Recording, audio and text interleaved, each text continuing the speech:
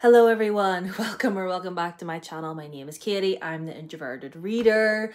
And yes, me and my Barbie hoodie and this thing, we're back to wrap up the month of April because I know I usually wait and do my wrap-ups later on, but I just wanted to get these books wrapped up and out of the way. So I read 7 books, I believe, in the month of April. Sorry, my brain is mush. But before we get into it, let's hydrate. Get yourself some water. And yes, let's wrap up the month of April. So, like I said, I read 7 books. Didn't get off to a great start because I DNF'd this, The Subtle Knife by Philip Pullman.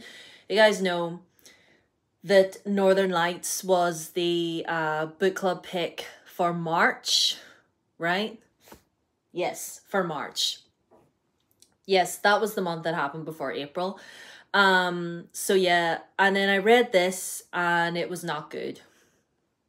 That's just the short of it, lads. It was not good. I was very confused. I had no idea what was going on. And the amount of, like, what is dust? Just answer me that. What is dust? Is it like without dust, we would have no knowledge of the Force? Like what? I was so confused. And I was just like, do you know what? We're done. You and me, Philip Pullman, we're done. But then on my Kindle, I read Powerless by Lauren Roberts, which I'd seen floating around. It's like a popular young adult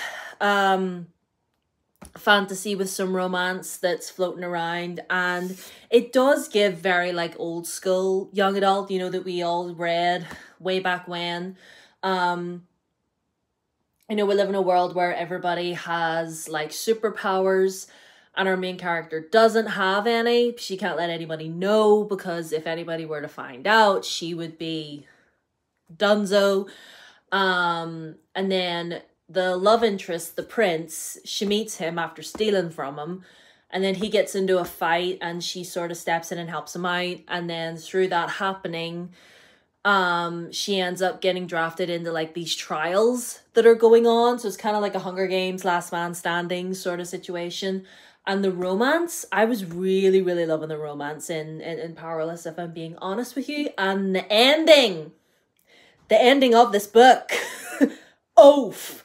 I know there's like a novella out at the moment, which I do need to get to, but I'm super excited about book 2. Like, you've no idea. But anyway, Powerless got a 5-star from me. I'll just gently place my Kindle just there because we don't want to break her. And then I read Frostheart, which was the book club pick for April. I have a review of this on my channel if you want to go and watch it, get full in-depth thoughts and feelings. But all in all, I love this. I thought it was so great. Like, it definitely did give Avatar vibes. And I loved the main character, Ash. I thought he was just so endearing and so sweet. But yeah, go watch my review if you want more in-depth thoughts. And then after all of that, oh, it's a bit dusty. I read An Education in Malice by S.T. Gibson. Now, obviously, you all know S.T. Gibson is also the author of A Dowry of Blood, which I read a few months ago and I absolutely adored.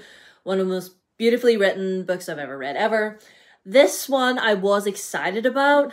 It's supposed to be a retelling of the vampire story Carmilla, which apparently came out prior to Dracula, which I did not know, but anyway. So it's basically we're in the 1960s, I believe. I just want to get the year right. It's like 1968 or something. Yeah. So like late 60s, and our main character, Laura Sheridan, has left Mississippi and she's away to attend this all-girls private school in Massachusetts. You know, middle of nowhere, mountains, forest, very creepy, dark academic vibes, you know. And, you know, she gets there and it's all very, pretentious. It's all very, oh, we're all rich Nepo babies and who are you and all this. and she is participating in this very exclusive poetry program run by this professor called Professor de La Fontaine, who, like, her class is very, very exclusive. Like, she handpicks the kids herself. And anyway, all in all, I thought this was okay. It wasn't as good as Diary of Blood, I'll be honest with you. I didn't enjoy it as much. A lot of talk about poetry in here. I couldn't care less about poetry, if I'm being honest with you. I think a lot of poetry is really pretentious. That is just my opinion. That's just my opinion. If you're a poetry girly, you go off. I guess maybe I'm just not smart enough. But anyway, all in all, I didn't enjoy this as much as I thought, but I did still enjoy the writing. Some aspects of it were pretty good. I thought the sapphic relationship was a bit underdeveloped. Being real, but yeah. I mean, if any of you have read this for yourselves and feel differently, please let me know, because we love healthy discussions in this house. And then on my Kindle, which is right here, on my Kindle, I read, no, wait. Oh, no, I'm getting, oh, wait, no. I know what I'm talking about now. I got mixed up. On my Kindle again, I read this book called Wicked by Jennifer L. Armentrout. I was about to talk about Heavens, but then I didn't read that till after I read this. I got confused. So before I read Heaven's Official Blessing Volume 5, I read a fantasy romance by Jennifer L. Armentrout called Wicked, which I keep forgetting how many books this woman has come out with. She's come out with so many, and I just wanted something fun and quick and easy to read, and that is what I got. You know, it's a paranormal fantasy romance about this girl living in New Orleans, works for this secret society who hunts fairies. Like, think shadow hunters, but instead of hunting demons, they hunt fairies, essentially. And there's a romance. And that's really all that I can say about that book. It's very, very generic. But again, I just wanted something quick and easy to read. I was feeling a bit slumpy after Education and Malice. And yeah. And then I listened to the audiobook for Dark Air by C.S. Pacat. Now, I've mixed feelings about this. Because the first half of this, not much was going on, but everything really kicked off in the latter half of it. I'm obviously getting, you know, the cliffhanger up to book 3. I don't know how long she's gonna make us wait for book 3. But yeah, I don't know how long they're gonna make us wait for book 3, but hopefully it won't be too long. I enjoyed it. I did. I thought it's a really fun, it's a really good story. I like most of the characters. I think the plot is really, really fun and interesting. It is all very, like, high stakes and, you know, race against time and evil king about to rise and we need to stop him rising and all this. Although the relationship between our main character Will and this other guy James, I won't lie, gives me a little bit of an ick. Gives me a little bit of an ick. If you know why, listen, if you've read this and you understand, then, and you know what I'm referring to, the thing around, yeah, like the collar, all that, honestly, something about their relationship just gave me the ick. And, like, I like them both individually as characters, but whenever they were talking about being romantic with each other, I couldn't help but be like, oh, no, can you not? No, no, please. This feels so wrong. Not, like, we're not homophobic. I'm not. Just, if you've read this and the context of their relationship, then I'm sure you get it. But all in all, great book, great second installment to a series, and hopefully C.S. Pacat will make us wait too long for book 3. And then we read Heaven's Official Blessing Volume 5, which, I'll be honest, not my favorite volume. Really, like, this one was super boring. I mean, the cover, gorgeous. If I was judging this on the cover alone, it would be high, but what happened in this? Nothing. That's what literally F all happened in this one. Oh boy, howdy, I was so bored. Yeah, nothing happened in this one. I didn't enjoy it. Yeah, that's all I can really say. I was bored. I skimmed over most of it, if I'm being honest. There were some parts I did like, small little interactions between these two, but I didn't get enough of these two. That was the problem. Nothing was happening. I was bored.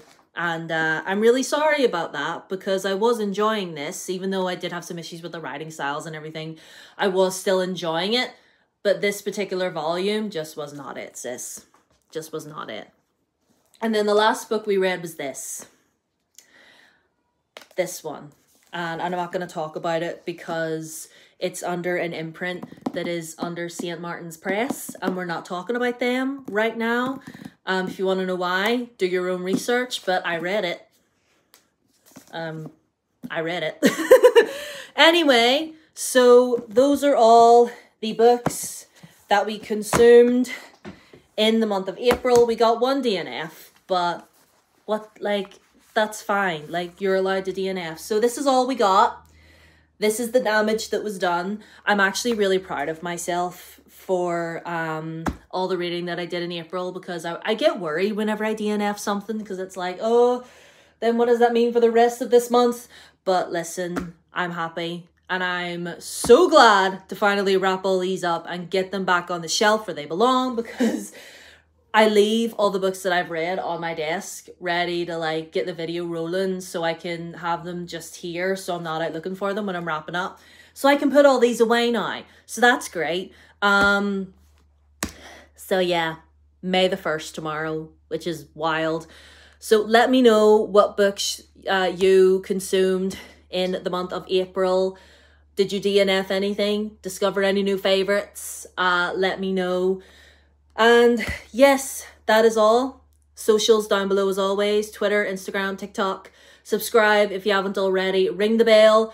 Give the video a thumbs up so that the algorithm knows that you are enjoying what you're seeing.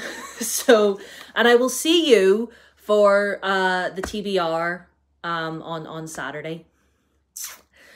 Oh, yes, we have a book club pick. It's been chosen and I'm terrified, but I will see you on Saturday. We'll discuss that then. So until then, my loves, I love you. Bye.